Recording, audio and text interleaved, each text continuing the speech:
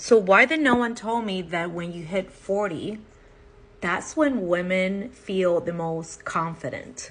I've been having several conversations with friends this last year, and I feel we're all kind of feeling it the same way. For me, it has been that when I turned 40, somehow there was this clarity of what I brought to the table, my skill set, the things that I've done during, the past and every areas of my life were clear to me that I didn't need to look for validation in others like I used to look when I was in my 20s and my 30s. The other thing I've noticed is that I'm not fearful anymore. I mean, not that fearful compared to my 30s. I'm more willing to take risks and anything that I feel will kind of make me happy, bring me a little bit of joy, and more willing to just be open to experiment and see what comes next. Compared to when I was in my 30s, I was always thriving to look for security. So I'm a very cautious person.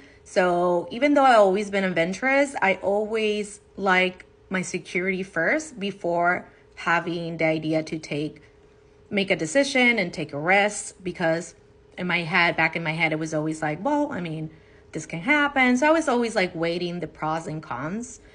So I've always been very careful with that. Now in my 40s, although I'm still a little bit of cautious, I'm pretty cautious compared to a lot of people. I have a bucket open in my mind, in my heart, that I'm willing to really take the risk, see what's up, what's going to come next. And also very open to the unknown. I'm still a planner, but I used to be more like, these are the steps of my life. This is what I'm going to do next. Very organized in that matter, always very ambitious and very focused on the goal. Now I'm more like, I'll go with the flow, to see what's going to come next. Surprise me. And I've always been a person who has a very positive view on aging. When I was in my 20s, I was always thinking, I cannot wait to see what I'm going to do in my 30s. And when I was in my 30s, always thinking about what I'm going to do in my 40s. So I always saw everything as a chapter, doing different things, nourishing some parts of my being and just rediscovering myself every time. And I really think this view that I had is because I saw it firsthand in my grandmother, who was a person who did everything to continue working and socializing, being very involved in her community, doing charity work and different things until her late 70s. Both of my grandparents were really active until their 70s, which I think, a little kid watching that, it really puts things in perspective, and you can see them aging and you say, hey, life doesn't end at this age or this age. Like, some people who have a little more darker view of the world might tell you. And even speaking with older family members, some of them have told me that their best chapter was when they were in their 40s. And for me, I was always looking forward to that. For me, my 30s were like spectacular. I feel my 30s were much, much better than my 20s. In my 20s, I partied, I did all the things, but I was like almost like confused of what I wanted in life, even though I always had a plan, but at the back of my head, I always was a little confused. And you're so young, you're still kind of figuring things out. When you get to your 30s, clarity kicks in too. And you start kind of seeing things, majority of us settle in their career, probably you have a better income and all the things that come with that. And going back to my point of saying that 40s is when I actually felt like the most clarity in my life and that I actually feel confident enough.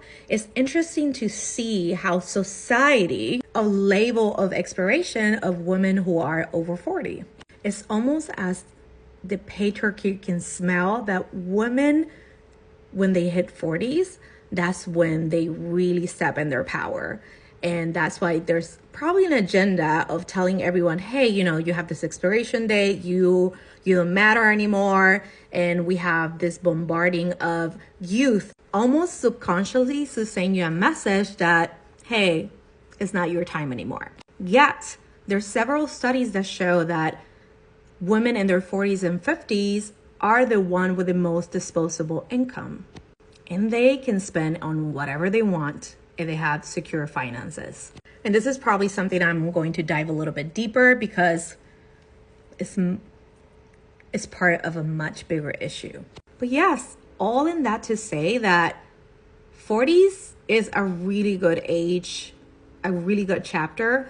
And anyone who are, if you're in your 30s, your 40s are going to be really, really good if your 30s are good. So I just don't want any of the ladies or any of the youngsters that are in their 20s and 30s being so scared of aging.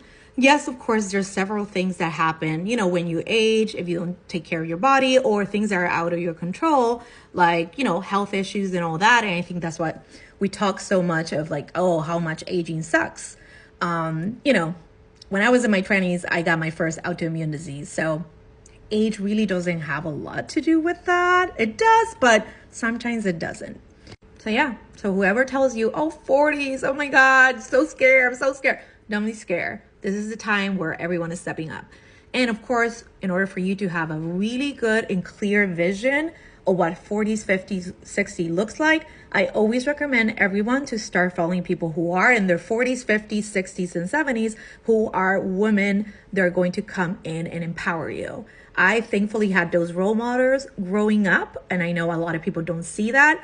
But here in the social media world, where everything is so accessible, and when we're looking for information, we can curate our own feed. Stop following people that make you feel like shit and following people that empower you. 40s, this is what's up.